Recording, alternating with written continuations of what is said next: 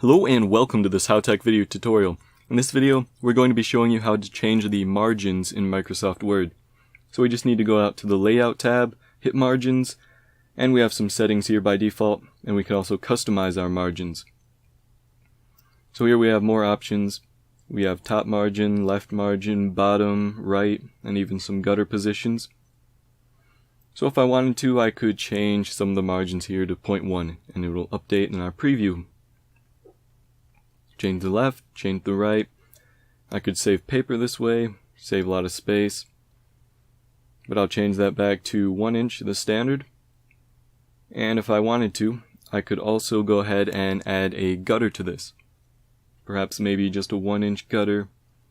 And you can see everything moved over to the right from the left edge. And you can see in the preview what it does there.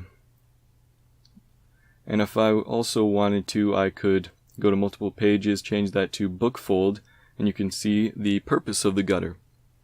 I'll just change that back to portrait, and I could change it to a top gutter. For example, if I was going to print out something that would be on a clipboard, give some extra space at the top there. So you can see that there are quite a few options here. If I wanted to, I could go to the paper tab, change the width of this.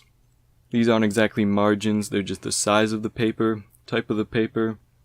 I'll go back to letter and try the layout, and here we can change the margins of our header and footer. I can just show a quick demonstration of that. If I wanted a really large header or a really large footer.